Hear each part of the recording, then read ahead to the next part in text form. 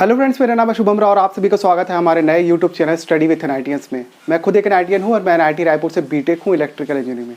जैसा कि आपको पता होगा कि हमारी एसीएफ एग्जामिनेशन के पर्यावरण सब्जेक्ट की लगातार वीडियो सीरीज चल रही है। अगर आपने प्रीवियस लेक्चर्स नहीं देखे हैं तो आप ऊपर जाइए आई बटन पर, आपको वीडियो का लिंक मिलेगा। आप लिंक पर टैप करके उन वीडियोज़ को पहले देखिए, इसके बाद इस लेक्चर में आएंगे तो आपको चीज़ें ज़रा क्लियर होंगी। इसके अलावा मैंने सीजी व्यापम के कंप्यूटर सब्जेक्ट का 21 वीडियो का कंप्लीट पैकेज बना दिया है। अगर आपको वीडियो लेक्चर देखने हैं तो आप ऊपर जाइए आई बटन पे, आप लिंक पर टैप करके उन वीडियोस को देख सकते हैं। ठीक है, आज जो हम लोग पढ़ेंगे, जैसा कि बहुत लोगों की डिमांड थी कि मैं एसीएफ के वीडियो क्यों नहीं डाल रहा हूँ, तो आज उनके लिए खुशखबरी, हम लोग आज एसीएफ का एक टॉपिक पढ़ने वाले हैं। मैंने आपदा प्रबंधन के 2 टॉपिक छोड़ दिए थे, वो 2 टॉपिक आज हम लोग कवर करेंगे, जिसमें सबसे पहले है आपका चक्रवात। इसके बाद हम लोग भूस्खलन के बारे में भी पढ़ेंगे। तो प्लीज़ वीडियो को पूरा देखिए। अगर आपको इस तरीके के subject oriented video lecture series चाहिए तो, अगर आप मेरे को सपोर्ट नहीं करते हो तो मैं आपको इस तरीके के वीडियो लेक्चर नहीं बना के दूंगा। फालतू का टाइम वेस्ट क्यों करना, लोग करंट अफेयर ज़्यादा देखते हैं तो मैं वो बनाऊंगा ना। ठीक है, तो आपको अगर इस तरीके के सब्जेक्ट ओरिएंटेड वीडियो लेक्चर चाहिए तो प्लीज़ वीडियो को पूरा देखिए। वीडियो को कंपलसरी लाइक कीजिए, कमेंट सेक्शन में थम्स अप डाल दीजिए, और अगर आप इस चैनल में नए हैं तो सब्सक्राइब करने के साथ साथ बेल नोटिफिकेशन ऑन करना ना भूलें। इसके अलावा वीडियो को ज़्यादा से ज़्यादा शेयर करिए, एटलीस्ट उन लोगों को जिनके पास पैसे नहीं है कोचिंग इंस्टीट्यूट को देने के लिए। ठीक है, तो ये था थोड़ा बहुत प्रमोशन। इसके बाद हम लोग चालू करेंगे हमारा लेक्चर। लेकिन लेक्चर शुरू करने से पहले एक और चीज़ की जानकारी दे दूँ कि मैं हमारे यूट्यूब चैनल पे स्टेट इंजीनियरिंग सर्विसेज की फ्री लेक्चर सीरीज चालू कर रहा हूँ। ठीक है, उन लेक्चर सीरीज के मैं आपको नीचे डिस्क्रिप्शन में आपको जो स्टेट इंजीनियरिंग सर्विस के पुराने पेपर थे उनका लिंक मिल जाएगा। ठीक है, तो आप वहाँ से आसानी से उसको डाउनलोड कर सकते हैं। ठीक है, जिन लोग जो क्वेरी कर रहे थे कि मैं उनको पीडीएफ क्यों नहीं प्रोवाइड कर रहा हूँ, तो वो वहाँ से जाकर डाउनलोड करेंगे। अभी मैं 1 से 2 दिन में हो सकता है कि उसके वीडियो सीरीज डालना चालू कर दूँ। ठीक है, तब तक के लिए अब ये वीडियो सीरीज देखो। जिन सज्जनों को मुझसे सीजीपीएससी, एसीएफ, व्यापम, आपके सीजीपीएससी प्रीलिम्स, मेंस और बाकी सारे एग्जामिनेशन के लिए पढ़ना है, और सबसे इम्पॉर्टेंट चीज़, मैंने स्टेट इंजीनियरिंग सर्विसेज की बैच पढ़ाना चालू कर दिया है। अगर आपको इंटरेस्ट है तो आप नीचे दिए हुए नंबर पर संपर्क करें, और संपर्क करने के बाद जो भी फीस वगैरह की डिटेल है वो सारी जानकारी ले सकते हैं। मैं यहाँ पे वीडियो सीरीज ज़रूर दूंगा, लेकिन कुछ लिमिटेड सब्जेक्ट के, सारे सब्जेक्ट की मैं वीडियो सीरीज नहीं दे सकता, क्योंकि मुझे भी पैसे कमाने हैं यार। मैं यहाँ पे फ्री सर्विस देने नहीं आया। तो प्लीज़ इस नंबर पे कांटेक्ट कीजिए। वीडियो का डिस्क्रिप्शन चेकआउट करके मुझे फेसबुक, व्हाट्सएप, ट्विटर और इंस्टाग्राम पे फॉलो कर लीजिए। इसके अलावा टेलीग्राम चैनल को जरूर सब्सक्राइब करिएगा, और कंपलसरी फेसबुक चैनल को तो आप एटलीस्ट सब्सक्राइब कर लीजिए। ठीक है, क्योंकि अगर फेसबुक वाला जो अभी मैं क्या कर रहा हूँ, क्योंकि हमारा जो चैनल है वो धीरे धीरे करके ग्रो कर रहा है, और मुझे फेसबुक पेज को भी ग्रो करना है। तो उस क्रम में मुझे फॉलोअर्स चाहिए और लाइक्स चाहिए उसमें, तो कंपलसरी जाके उसको फॉलो कर लीजिए और एटलीस्ट फेसबुक पेज को लाइक कर दीजिए। 10,000 अगर मेरे फॉलोअर होते हैं फेसबुक पे, जो कि अभी 1,000 के करीब होने वाले हैं, 10,000 जैसे ही होंगे वैसे ही मैं आपको यूट्यूब के जरिए जैसे वीडियो लेक्चर देता हूँ वैसे ही आपको फेसबुक के जरिए भी देना चालू कर दूँगा। ठीक है, तो उसके लिए प्लीज़ जाके फॉलो कर लो भाई लोग। ठीक है, और इस चैनल को सब्सक्राइब कर लेना, लेट इट बी। इसके अलावा आप हमारे व्हाट्सएप ग्रुप से भी जुड़ सकते हैं। आप व्हाट्सएप वाले लिंक पर टैप करके अपने नाम और लोकेशन के साथ मुझे सेंड करेंगे तो मैं आपको व्हाट्सएप सपोर्ट ग्रुप में जोड़ लूँगा। व्हाट्सएप सपोर्ट ग्रुप लड़कियों और लड़कियों के लिए अलग अलग है, जहाँ पर मैं वीडियो लेक्चर के साथ साथ आपको मटेरियल भी प्रोवाइड करता हूँ, जहाँ से आप अपने करंट अफेयर को काफ़ी स्ट्रॉन्ग कर सकते हैं। इसके अलावा जो भी कंटेंट मुझे देना होगा वहाँ पर मैं वहाँ पर फ्री ऑफ कॉस्ट प्रोवाइड करता हूँ, जिसका आप फ़ायदा उठा सकते हैं। इसलिए ज़्यादा से ज़्यादा लोग हमारे व्हाट्सएप सपोर्ट ग्रुप से भी जुड़िए। ये था हमारा प्रमोशन। लेक्चर की बात करते हैं। देखिए, इस लेक्चर में हम लोग चक्रवातों के बारे में पढ़ रहे हैं, लेकिन आपको मैं एक बार की जानकारी दे दूं कि चक्रवात पढ़ने के लिए आपको वर्ल्ड जियोग्राफी पढ़ना बहुत ज़्यादा ज़रूरी है, क्योंकि इसमें कुछ ऐसे टर्मिनोलॉजी और ऐसे कॉन्सेप्ट हैं जिसको आप समझने के लिए वर्ल्ड जियोग्राफी जब तक नहीं पढ़ेंगे तब तक आपको चीज़ें ज़्यादा क्लियर नहीं हो पाएंगी। ठीक है, मैं इस वीडियो लेक्चर में आपको वर्ल्ड जियोग्राफी नहीं पढ़ा रहा हूँ।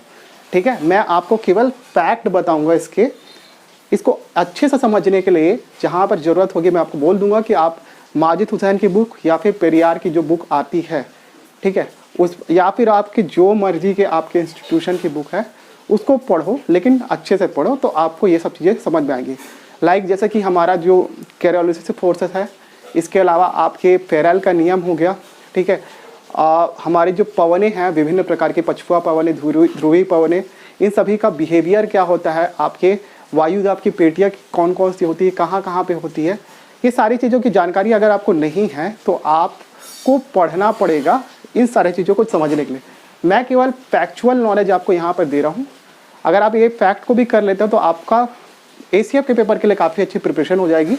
ठीक है, आपको मेंस और प्रीलिम्स के लिए जो है, प्रीलिम्स के लिए, ठीक है, प्रीलिम्स को मैं काफ़ी जोर दे के बोल रहा हूँ क्योंकि इस बार आपके भूगोल सब्जेक्ट से बहुत सारे क्वेश्चन आ गए थे।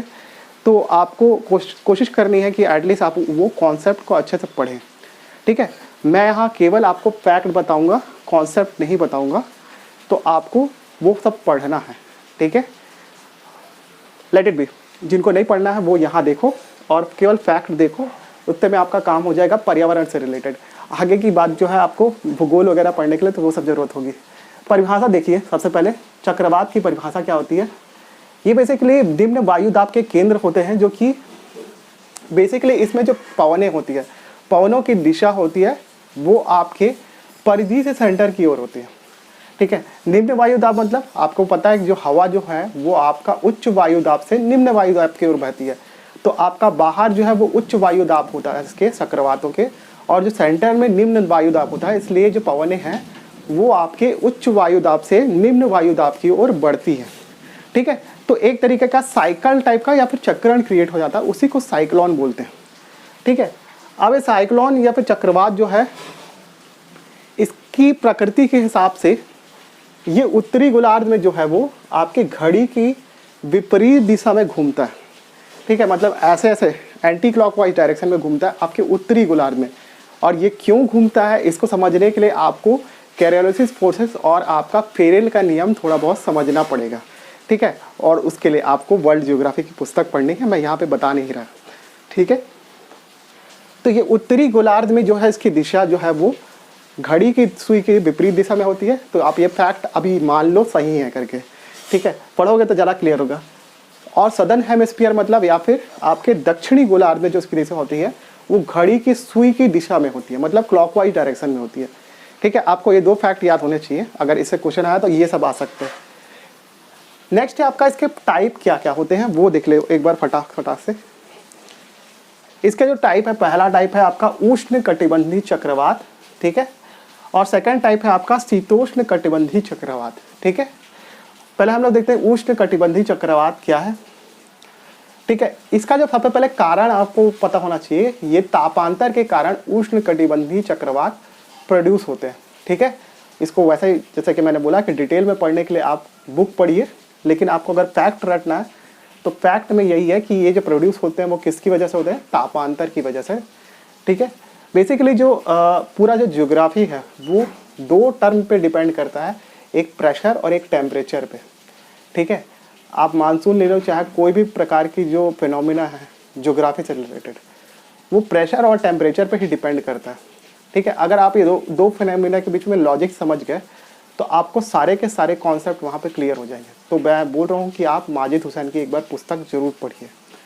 ठीक है, इसके बाद जो है ये 10 डिग्री से 20 डिग्री में ये उष्ण कटिबंधी चक्रवात जो होता है वो दोनों गोलार्धों में, मतलब आपके साउथ हेमिस्फीयर में, सदर्न हेमिस्फीयर में और आपके नॉर्दर्न हेमिस्फीयर में, दोनों में आपका प्रोड्यूस होता है। ठीक है, कितने से कितने में, 10 से 20 डिग्री के बीच में। ठीक है, बेसिकली ये बहुत ज़्यादा बार जो है आपके पूर्वी चीन सागर में प्रोड्यूस होता है। हालांकि जो इसके क्षेत्र हैं वो 3 क्षेत्र हैं, एक है उत्तरी अटलांटिक महासागर, सेकंड क्षेत्र जो है इसका प्रशांत महासागर, और तीसरा क्षेत्र है हिंद महासागर। ठीक है, साइक्लोन या फिर चक्रवातों को अलग अलग जगहों में अलग अलग नाम से जाना जाता है। ठीक है, मतलब हम लोग साइक्लोन बोलते हैं, चक्रवात बोलते हैं, लेकिन बाकी जगह इसका अलग अलग नाम है। जैसे कि आपका मैक्सिको की खाड़ी में, मैंने लिखा नहीं है यहाँ पर। ठीक है, मैक्सिको की खाड़ी में इसको हरिकेन बोलते हैं। ठीक है, मैक्सिको की खाड़ी में इसको हरिकेन के नाम से जानते हैं। इसी प्रकार आपके कौन सा खाड़ी है, एक सेकंड मेरे को देख लेने दो। ठीक है, मैक्सिको की खाड़ी में इसको हरिकेन नाम से जानते हैं। मैंने यहाँ लिखा भी है कैरेबियन सागर। कैरेबियन सागर एक्चुअली वही मैक्सिको की खाड़ी के पास नहीं है। ठीक है, कैरिबियन आइलैंड्स। तो वहाँ पर जो चक्रवात प्रोड्यूस होता है उसको हम लोग हरिकेन के नाम से जानते हैं। नेक्स्ट जो है आपके यूएसए साइड जब ये चक्रवात प्रोड्यूस होता है तो उसको टोर्नेडो के नाम से जानते हैं। और टोर्नेडो जो होता है बहुत तेज़ी से आता है। जितने भी चक्रवात हैं उनमें सबसे ज़्यादा स्पीड जो होती है वो टोर्नेडो की होती है। लगभग 120 किलोमीटर से ऊपर की प्रति घंटे की पर आवर स्पीड होती है आपके पवनों की, तो उसको टोर्नेडो बोलते हैं। नेक्स्ट जो है आपका पूर्वी चीन सागर में इसी चक्रवात को टाइफून बोलते हैं। ठीक है, इसी प्रकार फिलीपींस में इसको बैग्यू या फिर कहीं कहीं आपको बाग्यू दिखेगा। ठीक है, बैग्यू या फिर बाग्यू जो है आपके फिलीपींस में चक्रवात को बोलते हैं। जापान में इसको टाइसू बोलते हैं। ठीक है, ऑस्ट्रेलिया में इसको विली विली बोलते हैं। और हिंद महासागर के एरिया में जो आता चक्रवात उसको चक्रवात एवं साइक्लोन बोलते हैं। ठीक है, तो ये आपको नाम, स्थानीय नाम जो है चक्रवातों को बुलाने का वो आपको पता होना चाहिए कि कहाँ क्या बोलते हैं। इसमें से भी फैक्चुअल वाला क्वेश्चन आपका बन सकता है। ठीक है, मैं आपको ये सलाह दूंगा कि आप जो ज्योग्राफी वाला मैंने बुक बोला पढ़ने के लिए, पढ़ना चाहो तो पढ़ सकते हो, लेकिन आपको पता होना चाहिए कि ये पेपर नंबर 2 में आता है। और पेपर नंबर 2 में आपका साइंस, इन्वायरमेंट, अब एग्रीकल्चर और फॉरेस्ट्री दोनों की दोनों चीज़ें हैं। ठीक है, तो इतने बड़े टॉपिक में से आप एक टॉपिक के लिए अगर मान लो इतनी मोटी बुक पढ़ते हो तो आप अपना टाइम वेस्ट कर रहे हो। इसमें आपको जो मैं फैक्ट बता रहा हूँ आप उतना रट के भी जा सकते हो, आपकी मर्जी, अगर आपको ज्ञान प्राप्ति करना है या फिर पोस्ट लेना है। ठीक है, ज्ञान प्राप्ति करने के लिए पूरा जीवन पड़ा हुआ है। ठीक है, और आपका एसीएफ में जो है ज्योग्राफी का मेरे ख्याल से तो उतना वेटेज नहीं है, लेकिन आपकी श्रद्धा भक्ति अगर आपको पढ़ना है तो पढ़ सकते हैं। ठीक है, नेक्स्ट जो है आपका, हाँ एक और चीज़, जब कभी भी चक्रवात आता है तो आपका, मैंने जैसे कि आपको स्टार्टिंग में बताया कि ये निम्न वायु दाब के केंद्र होते हैं। ठीक है, तो वायु दाब निम्न होने से क्या होगा, वहाँ का एटमॉस्फेरिक प्रेशर है वो डिक्रीज हो जाएगा। हैंस बैरोमीटर का जो पाठ्यांक होगा वो नीचे चला जाएगा। ठीक है, बैरोमीटर क्या होता है, वायु दाब को नापने की एक युक्ति है। ठीक है, एक एपरेटस है जिससे हम लोग वायु दाब नापते हैं। इसका पाठ्यांक अगर अचानक से किसी जगह पे चला जाता, नीचे चला जाता, इसका मतलब क्या है, आपका साइक्लोन आने की संभावना है। ठीक है, तो आपको ये फैक्ट भी आपको एग्जाम में पूछता है। इसके बाद जो है कुछ विशेषता होती है जो कि मैं यहाँ लिखा नहीं हूँ, मैं पढ़ के आपको सुना देता हूँ। बुक में जो लिखी है वो मैं आपको बताता हूँ। सबसे पहले जो इसकी स्पीड होती है वो आपके 28 से 32 किलोमीटर प्रति घंटा औसत स्पीड बोल रहा हूँ ना, मैक्सिमम स्पीड नहीं, ये होती है। लेकिन टाइफून और हरिकेन की जो स्पीड है, जैसा कि मैंने आपको बताया था, लगभग 120 किलोमीटर पर आवर से ऊपर इसकी स्पीड हो सकती है। ठीक है, नेक्स्ट जो है वो इसकी जो स्पीड होती है वो सागरों में ज़्यादा होती है एज़ कम्पेयर टू स्थल एरिया के। ठीक है, रीज़न उसका यही है कि साइक्लोन जो सागरों में जो क्या कहना चाहिए, उसके मार्ग में प्रतिरोध बहुत कम उत्पन्न होता है क्योंकि वो एक ओपन एरिया होता है। जबकि हमारे शहरों में तो क्या है, बहुत सारे हमारे ट्रीज़ हैं, ट्रीज़ के अलावा आपके बहुत सारे मकान हैं जिससे इनकी स्पीड जो होती है वो अपेक्षाकृत रिड्यूस हो जाती है। ठीक है, तो आपको ये पता होना चाहिए। नेक्स्ट जो है कि आपका ये एक स्थान पर ठहर कर तीव्र वर्षा करते हैं। ठीक है, साइक्लोन आता है तो आपका वर्षा जो होती है वो बहुत ज़्यादा हो सकती है, कम भी हो सकती है, ज़्यादा भी हो सकती है, एवरेज भी हो सकती है, लेकिन वर्षा तो होती है। ठीक है, तो ये ट्रेंड रहा है, तो इस तरह की चीज़ें हो सकती हैं। नेक्स्ट है आपका, इसके केंद्र में निम्न वायु दाब होता है, जैसे कि मैंने आपको स्टार्टिंग में बताया। तो आपको इतने सारे फैक्ट इसमें से याद रखने हैं। आपको ज़्यादा अगर जानकारी चाहिए तो आप ज्योग्राफी की बुक उठाइए और पढ़िए इसको। ठीक है, नेक्स्ट जो है वो आपका शीतोष्ण कटिबंधी चक्रवात। ठीक है, इसका कारण जो है वो है वाताग्र। अब ये वाताग्र क्या होता है, इस कॉन्सेप्ट को भी समझने के लिए आपको माजिद हुसैन की पुस्तक देखनी पड़ेगी। ठीक है, बेसिकली ये हवाओं के आपका नेचर में डिफरेंस के कारण होने वाली एक फिनोमिना है जिसको वाताग्र बोलते हैं। ठीक है, वायु के स्वभाव में परिवर्तन के कारण होने वाला फिनोमिना। ठीक है, मतलब एक गर्म प्रकार की वायु होती है, एक ठंडी वायु होती है, वो स्वभाव में परिवर्तन है। ठीक है, तो उसके कारण से होने वाला फिनोमिना वाताग्र है जो कि आपके शीतोष्ण कटिबंधी चक्रवात को जन्म देता है। ठीक है। इसकी जो उत्पत्ति होती है वो 30 डिग्री से 60 डिग्री के मध्य दोनों उत्तरी गोलार्ध में भी और आपके दक्षिणी गोलार्ध में भी होती है। ठीक है, ये अक्षांश रेखा है ना, देशांतर रेखा नहीं है। ठीक है, अब आप अपना दिमाग मत लगाने लगे ना, थोड़ा बहुत तो इतना तो कॉमन सेंस होना चाहिए। मैं ऐसा एक्सपेक्ट करता हूँ अपने जो भी व्यूअर्स हैं उन लोग को। पथ, पथ जो है इसका जो पथ कहलाता है उसको भ्रंश पथ या फिर झंझा पथ बोलते हैं। ठीक है, तो ये फैक्ट हो गए। और इसके बाद है जो और कुछ फैक्ट इसमें नहीं है। ठीक है, तो ये था आपका चक्रवातों के बारे में। चक्रवात का ही भाई बंधु है आपका प्रति चक्रवात। ठीक है, चक्रवात जैसे ही प्रोड्यूस होता है तो आपका नेचर ने आपका इसको ख़त्म करने के लिए एक तरीके से कह सकते हो कि आपका प्रति चक्रवात प्रोड्यूस कर किया है। ठीक है, इसकी विशेषता क्या होती है, इसके केंद्र में जो वायु दाब होता है वो उच्चतम होता है और जो पवनें हैं वो केंद्र से परिधि की ओर जाती हैं, मतलब सेंटर में जो से आपकी परिधि की ओर जाती है। रीजन जो है केंद्र में जो है उच्च वायु दाब है।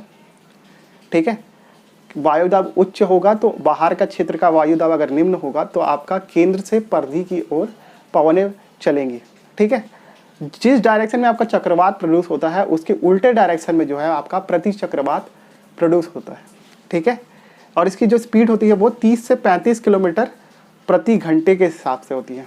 ठीक है, तो इसकी जो इसका डायरेक्शन जैसे मैंने बताया कि आपके चक्रवात के डायरेक्शन का उल्टा होता है। ठीक है, तो उत्तरी गोलार्ध में जो साइक्लोन है वो आपका एंटी क्लॉकवाइज या फिर घड़ी की सुई की विपरीत दिशा में चलता है। उसी प्रकार आपका ये प्रति चक्रवात जो है वो घड़ी की दिशा में चलता है। ठीक है, तो आपको ये याद होना चाहिए। नेक्स्ट जो है आपका वैसे ही दक्षिणी गोलार्ध में जो है ये घड़ी की जो आपका चक्रवात जो था वो घड़ी की सुई की दिशा में चलता था, तो ये आपका जो है वो घड़ी की सुई की विपरीत दिशा में चलेगा। आपको इतना फैक्ट याद होना चाहिए इसके बारे में। ठीक है, तो ये आपको पता होना चाहिए। अब इस जब कभी भी प्रति चक्रवात आएगा तो बैरोमीटर का जो पाठ्यांक है वो अचानक से बढ़ जाता है। ठीक है, किसी भी क्षेत्र का बैरोमीटर का अगर पाठ्यांक अगर अचानक से बढ़ जाता है तो वहाँ पर प्रति चक्रवात आने की कंडीशन बन जाती है। ठीक है, इससे मौसम साफ होता जाता है। ठीक है, जो भी काले बादल सारे छट जाएंगे और वर्षा की संभावना नहीं रहती है। ठीक है, तो प्रति चक्रवात जो है एक तरीके से अच्छा भी है और बुरा भी है कह सकते हो। अगर चक्रवात की स्थिति है, प्रति चक्रवात आता है तो आपके घर वर तो बच जाएंगे, लेकिन अगर मान लो आपके वहाँ पानी ही नहीं गिरता और प्रति चक्रवात की स्थिति लगातार बन रही है तो सूखा भी पड़ सकता है। तो ये सारी जो चीज़ें हैं वो आपको याद रखनी चक्रवात और प्रति चक्रवात के ऊपर। मैं बार बार यही बोल रहा हूँ कि ज्ञानी बनने की कोशिश मत करिए, केवल आपको पोस्ट लेना है तो अपने जो सेंस के हिसाब से आप सब्जेक्ट की स्टडी करिए कि कितना सब्जेक्ट आपको कितना ज़्यादा अंदर तक पढ़ना है। ठीक है, यहाँ पे पीएचडी या रिसर्च करने के नंबर नहीं मिलते हैं। ठीक है, अगर आपको करना ही है तो आप दूसरे सब्जेक्ट में कर सकते हैं, लेकिन इसमें तो ना करें फ़िलहाल। ठीक है, ज़्यादा से ज़्यादा साइंस पढ़े। आपको साइंस से अंदर के क्वेश्चन पूछते हैं 11वीं 12वीं के भी। जो 10वीं का अभी लगा के बैठे होंगे और सोच रहे होंगे कि मेरी तैयारी हो गई है, तो वो बहुत ही गलत फहमी में है। पुराना पेपर आप उठा के देख लिए, उसमें आपके 10वीं 12वीं लेवल का तो साइंस पूछा नहीं है। खास करके बायो की बात कर रहा हूँ मैं। ठीक है, मैं आपके इलेक्ट्रिकल इंजीनियर हूँ तो मैं आपको बता सकता हूँ कि जो उसमें फिजिक्स का भी लेवल आया था वो टफ आया था, लेकिन मेरे से इसलिए हो गया था क्योंकि मैं ऑलरेडी बच्चों को पढ़ाता हूँ तो मेरी फिजिक्स काफ़ी अच्छी है और ऐसा मुझे लगता है, बाकी तो भगवान जाने। तो मैं आपको इतना बोल रहा हूँ कि ये सारे सब्जेक्ट पे आप ज़्यादा फोकस करिए। कम से कम 11th 12th का जो है आप युगबोध से लगाना चालू करिए आपका साइंस सब्जेक्ट को। ठीक है, तो ये था आपका चक्रवातों के बारे में। इसके बाद है आपका चक्रवातों के प्रभाव। मैं फटाफट से आपको पढ़ के बता देता हूँ, लिखने का कोई मतलब नहीं है यहाँ पर। ठीक है, अब चक्रवातों के क्या क्या प्रभाव होते हैं आपको सब पता है। जन धन की हानि होती है, ये तो पता ही है। फिर लिखा है कृषि भूमि में आपकी बालू की मात्रा, मतलब आपके समुद्रों से उड़ के ही बालू जो है वो आपका कृषि भूमि में चला जाता है, जिससे जो भूमि है वो बंजर हो जाती है। ठीक है, समुद्र में चक्रवात पैदा होने से समुद्रों में ऊंची ऊंची लहरें उठती हैं और आपके मछुआरों एवं नाविकों के जान को भी खतरा हो जाता है। ठीक है, आपको पता ही होगा कि अभी रिसेंटली जो चक्रवात आया था उसमें एक नाव पलट गई थी आपके अरब सागर में। ठीक है, न्यूज़ देखा करो, थोड़ा बहुत याद रहेगा। तो लोगों की जान माल को भी खतरा काफ़ी ज़्यादा हो जाता है। नेक्स्ट जो है आपका ऑलमोस्ट हमेशा आपके गर्मी के दिनों में आपका चक्रवात प्रोड्यूस होता है आपके अरब सागर में भी और आपके इधर बंगाल की खाड़ी में भी। ठीक है, इन चक्रवातों को जो है अलग अलग नाम दिया जाता है आपके अलग अलग देशों के द्वारा। ठीक है, उसकी एक कमेटी बनी हुई है जो कि हर आने वाले चक्रवातों की एक लिस्ट दे के रखती है। ठीक है, जिस देश का नंबर होता है उस देश के नंबर जो नाम उसने दिया रहता है, ठीक है, उसके नाम से उस चक्रवात को जाना जाता है। ठीक है, निसर्ग हो गया आपका, व्यास हो गया, फैनी हो गया, आपका हुदहुद हो गया। ठीक है, इसके अलावा फैलिन हो गया। ये सारे जो चक्रवातों के नाम हैं, तो ये बेसिकली ये सारे टाइप हैं चक्रवातों के। हमने उनको अलग अलग नाम दिया है अपने कन्वीनियंस के अकॉर्डिंग, तो उसका नाम कुछ अलग नहीं हो गया। इसी प्रकार आपके जो हरिकेन आता है आपके फ्लोरिडा वोरिडा के क्षेत्रों में, यूएसए में, उसका अलग अलग नाम रहता है। जैसे रीटा हो गया, कैटरीना हो गया। तो कैटरीना कैप की बात नहीं कर रहा, वो चक्रवातों के बारे में बात कर रहा है। नेक्स्ट है आपका चक्रवातों का न्यूनीकरण कैसे किया जा सके। तो न्यूनीकरण करना तो हमारे हाथ में नहीं है, क्योंकि वो तो नेचर का के अकॉर्डिंग है। लेकिन हम लोग इससे होने वाली जो खतरे हैं उसको हम लोग मिनिमाइज़ कर सकते हैं और हमारे जान माल के नुकसान को मिनिमाइज़ कर सकते हैं। तो सबसे पहला चीज़ तो यही है कि आपका चक्रवातों के संबंध में आपका आगामी सूचना प्रबंध प्रणाली होनी चाहिए। और भारत ने काफ़ी अच्छा प्रयास किया है। उड़ीसा में एक बार बहुत ही भयंकर साइक्लोन आया था, लगभग 10,000 से ऊपर लोग मर गए थे। उसके बाद से ही हमारे देश में काफ़ी ज़्यादा प्रोग्रेस हुई इसके लिए। और अभी जो है उड़ीसा इस प्रकार के चक्रवातों से निपटने में काफ़ी ज़्यादा आगे है और काफ़ी एडवांस टेक्नोलॉजी होगी, क्योंकि हमको पता चल जाता है कि एकदम एग्जैक्टली किस दिन किस समय पर उस चक्रवात का लैंडफॉल होगा। तो हम लोग पहले से प्रिपेयर होके वहाँ से लोगों को हटा लेते हैं जो कि आपके प्रभावित क्षेत्रों में आ सकते हैं।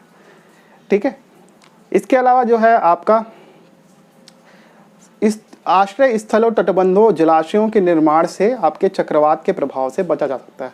तो ये तो है चक्रवात के आफ्टर इफेक्ट। हम लोग क्या कर सकते हैं कि आपका समुद्री तटों को काफ़ी अच्छा बनाया जाए, मतलब उसके जो तटबंध है उसको काफ़ी अच्छा बनाया जाए।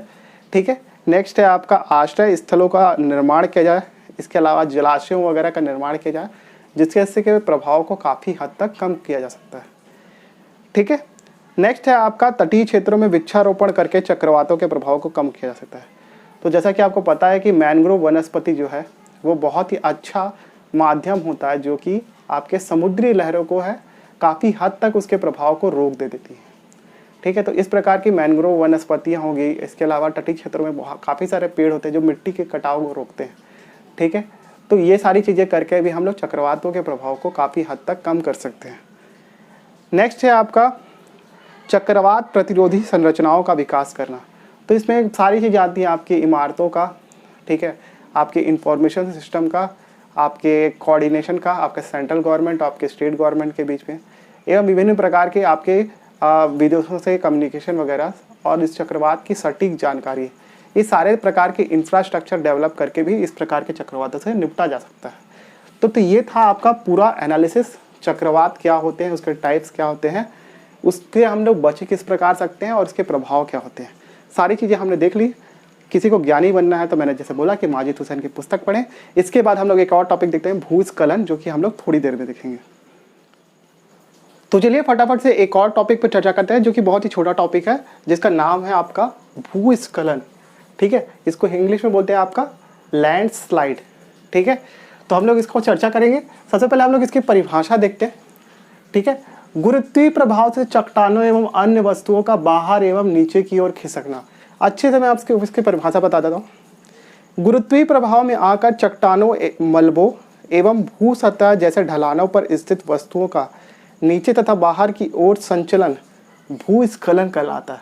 ठीक है, तो बेसिकली आपका मतलब समझ गए होंगे कि जहाँ पर ढलान का क्षेत्र रहता है वहाँ पर से अगर किसी वस्तु का ऊपर से काफ़ी ज़्यादा मात्रा में नीचे की ओर संचलन होने लगता है तो वो कहलाती है आपकी भूस्खलन। ठीक है, अब ये भूस्खलन जो है वो लिखा हुआ बुक में कि तीसरी सबसे बड़ी विनाशक आपदा है पृथ्वी पर। ठीक है, तो ये फैक्ट है, आप इसको रट सकते हो। फिलहाल तो मेरे को ऐसा नहीं लगता कि इससे क्वेश्चन आएगा, लेकिन नेक्स्ट है आप इसके कारण देख सकते हो कि कारण किन किन कारणों की वजह से भूस्खलन होता है। सबसे पहले है आपका मौसम प्रेरित भूस्खलन। ठीक है, बेसिकली जब मौसम प्रेरित भूस्खलन मतलब जनरली क्या है कि आपके बारिश के शुरुआत में और एकदम गर्मियों के एकदम आखिरी में जब आपके चक्रवात, टाइफून ये सब की स्थिति बनी रहती है और अचानक भारी बारिश होने की संभावना रहती है। ठीक है, इसके अलावा उस समय जो है आपको पता ही है कि पहाड़ों की ओर काफ़ी सारे सैलानी घूमने जा रहते हैं सेल्फी वेल्फी लेने के लिए। तो उस समय जो है वो बहुत ज़्यादा संभावना रहती है कि भूस्खलन जो है बहुत बड़ी आपदा का रूप ले सकता है। ठीक है, तो बेसिकली आपका यही है कि आपका ज़्यादा बारिश होगी तो आपका मिट्टी की जो पकड़ है वो कमज़ोर होगी और उससे भूस्खलन की जो घटनाएं हैं वो बढ़ेगी। ठीक है, तो ये आपका पहला कारण था। इसके अलावा भूकंप भी एक बहुत ही मेजर कारण है इसका। भूकंप से भी आपका भूस्खलन जो है वो आपका काफ़ी ज़्यादा मात्रा में आ जाता है। ठीक है, जो आपको पता ही होगा नेपाल में आया हुआ भूकंप। ठीक है, ज़्यादातर जो भूकंप है वो हमारे भारत में आपके हिमालय क्षेत्रों में आते हैं और वहाँ पे काफ़ी ज़्यादा संभावना रहती है एवलांच और आपके भूस्खलन आने का। ठीक है, आपके बर्फ़ के वाले क्षेत्रों में अगर इस प्रकार का स्खलन आ जाता है तो उसको एवलांच बोलते हैं। ठीक है, तो एवलांच हो गया, भूस्खलन हो गया, ये सारे के सारे जो हैं उनका बहुत ही बड़ा कारण भी भूकंप भी है। ठीक है, सेकंड है आपका मानव जनित कारण। ठीक है, अब ये मानव जनित कारण क्या है कि बेसिकली आपका अवैध खनन। ठीक है, अवैध खननों से भी आपका क्या है कि अगर हम लोग नीचे का माल मटेरियल हटा देंगे और ऊपर की परत जो है वो खोखली रह जाएगी तो अचानक से अगर मान लीजिए इस तरह का लैंडस्लाइड चालू हुआ तो नीचे उनमें पकड़ बनाने के लिए कुछ है ही नहीं, तो ऑब्वियस सी बात है कि वो जगह जो है वो बह जाएगी नीचे की ओर। ठीक है, तो ये बहुत बड़ा कारण है कि आपका अवैध खननों से भी आपका भूस्खलन आने की संभावना और उसका विकराल रूप लेने की संभावना बहुत ज़्यादा बढ़ जाती है। ठीक है, अब भारत में भूस्खलन संबंधित डेटा क्या क्या है वो मैं आपको बता देता हूँ। Global pattern landslide database GFLD के अनुसार जो है वो भारत में चलो पूरे विश्व में एशिया महाद्वीप को सर्वाधिक भूस्खलन प्रभावित क्षेत्र माना गया। ठीक है, और उसमें से सबसे ज़्यादा 75% जो घटनाएं हैं वो आपके हिमालय और उसके हिमालय के आसपास के संलग्न क्षेत्रों में होती है। ठीक है, तो ये पहला चीज़ तो आपको ये फैक्ट पता होना चाहिए। अब भारतीय भूवैज्ञानिक सर्वेक्षण सर्वे के अनुसार क्या कहता है कि भारत का जो है आपका 12.6% जो क्षेत्रफल है वो भूस्खलन प्रवण संकटग्रस्त के अंतर्गत आता है। मतलब जहाँ पे सबसे ज़्यादा प्रोबेबिलिटी है कि भूस्खलन आ सकता है वो एरिया है भारत के टोटल लैंड एरिया का आपका 12.6%। ठीक है, थर्ड है आपका सिक्किम जो है वो भूस्खलन के प्रति भारत में सर्वाधिक संवेदनशील क्षेत्र है। ठीक है, क्योंकि इसका जो क्षेत्रफल है आपका 4895 वर्ग किलोमीटर और उसमें से 3638 वर्ग किलोमीटर पे आपका मानव जनसंख्या और सड़कों का मायाजाल बिछा हुआ है। ठीक है, तो ये सारी जो चीज़ें हैं वो काफ़ी ज़्यादा डेंजरस और डेडलीस्ट बनाती है आपके सिक्किम के क्षेत्र को। तो इसको भारत में सर्वाधिक संवेदनशील क्षेत्र माना गया है भूस्खलन संबंधी घटनाओं को लेकर। ठीक है, अब प्रभाव क्या पड़ता है? प्रभाव तो आपको सब पता है, संरचनात्मक क्षति। ठीक है, आपके भूस्खलन से आपके विभिन्न प्रकार के संचार के माध्यम, इसके अलावा बिजली हो गया, परिवहन हो गया, ये सारे के सारे चीज़ों को बहुत भारी मात्रा में नुकसान होता है। इसके अलावा पशुधन एवं मानव की क्षति। ठीक है, ये तो आपको पता ही है। जो 2013 में जो आपका केदारनाथ में जो बाढ़ आई थी उसके बाद से जो भूस्खलन की घटनाएं हुई है अलग अलग जगह पर, लगभग 5000 लोगों की जान चली गई थी। तो इतना डेडलीस्ट था वो, भारत में सर्वाधिक बल्क अमाउंट में जो कैजुअलिटीज़ हुई थी वो उसी घटना में हुई थी। ठीक है, तो उसको हम लोग सबसे डेडलीस्ट मानते हैं और उसका मेन कारण जो था वो बाढ़ ही था। ठीक है, तो ये सारी प्रकार की क्षति हो सकती है। अब इसके न्यूनीकरण के क्या उपाय हैं? सबसे पहले तो भूस्खलन प्रभावित क्षेत्रों का आपको मानचित्र तैयार करना चाहिए। मानचित्र तैयार रहेगा तभी तो लोगों को पता चलेगा कि कहाँ कहाँ भूस्खलन आ सकता है। नेक्स्ट है आपका मजबूत दीवार की संरचना तैयार करना। ठीक है, मजबूत दीवार तो हम लोग बना देंगे लेकिन नीचे के मिट्टी के कटाव को रोकने के भी काफ़ी उपाय किए जाने चाहिए। ठीक है, इंजीनियरिंग संरचनाएं होनी चाहिए, जल अपवाह पे नियंत्रण होना चाहिए, वृक्षारोपण, जैसा कि मैंने आपको बोला कि मिट्टी के कटाव को रोकने के लिए आपको बहुत ज़्यादा मात्रा में वृक्षारोपण करने की आवश्यकता है, जिससे आपका मिट्टी का कटाव रुक सके और उससे भूस्खलन की घटनाएं जो है वो काफ़ी हद तक नियंत्रित हो सकती है। नेक्स्ट है आपका भूमि का वैज्ञानिक उपयोग करके, ठीक है, अधिक से अधिक आपका पैसा कमाने के लिए कहीं पे भी होटल बनाना, कहीं पे भी आपका निवास स्थल क्रिएट करना और उसकी परमिशन देना, ये सबसे बड़ी चीज़ है जिसकी वजह से भूस्खलन जैसी घटनाएं होती हैं। और मान लो खुदा ना खासा हो भी जाती हैं तो कैजुअलिटी जो है वो उसी के रेशियो में होती है। तो ये सारी चीज़ें जो है बहुत मेजर फैक्टर हैं जो कि भूस्खलन घटनाओं को काफ़ी हद तक कम कर सकते हैं अगर हम लोग ये सब मेजर्स लें। लेकिन मानव तो मानव है, मानव को पैसा भी चाहिए और पैसे के साथ साथ घूमने के लिए सेल्फी वाली जगह भी चाहिए। तो वो सेल्फी वाली जगह जो है वो पहाड़ों में है, और पहाड़ों में हम लोग ऐसे ही होटल में ठहरना पसंद करते हैं जो कि बहुत अच्छे लोकेशन में हो, जो कि किसी खाई के पास हो। तो वो कहाँ मिलेगी? आपकी ऐसी जगहों में ही मिलेगी, ठीक है। तो ये 2 टॉपिक जो बच गए थे आपदा प्रबंधन के, वो मैंने कंप्लीट करा दिए हैं। इसके बाद जो अगला टॉपिक है आपका मानव जनसंख्या एवं पर्यावरण, इसको हम लोग नेक्स्ट क्लास में देखेंगे। ऐसा नहीं है कि मैं लेक्चर सीरीज नहीं बनाना चाहता, प्रॉब्लम बस इतनी ही है कि आप लोग सपोर्ट उतना नहीं कर रहे हो मुझे जितना मेरे को ज़रूरत है, ठीक है। तो एटलीस्ट मुझे सपोर्ट करिए, और मैं बस यही चाहता हूँ। उसके लिए आपको एक काम कर सकते हो कि प्लीज़ वीडियो को लाइक कीजिए, चैनल में नए हैं तो सब्सक्राइब करके बेल नोटिफिकेशन ऑन कर लीजिए, कमेंट सेक्शन में एक थम्स अप डाल दीजिए। इसके अलावा डिस्क्रिप्शन चेकआउट करिए, मुझे फेसबुक, व्हाट्सअप, ट्विटर, इंस्टाग्राम और टेलीग्राम में फॉलो कर लीजिए। इसके अलावा इस वीडियो को एटलीस्ट शेयर करिए उन लोगों को जिनके पास पैसे नहीं है कोचिंग इंस्टीट्यूट को देने के लिए, या फिर मैं मंडी निरीक्षक, CGPSC, ACF, व्यापम और इससे जुड़े हुए बाकी सारे एग्जामिनेशन की तैयारी कर रहे हैं, उनको ज़रूर शेयर करिए। और हाँ, तब तक के लिए thank you so much for watching this video. Have a good day, ठीक है। चलिए मिलते हैं नेक्स्ट क्लास में।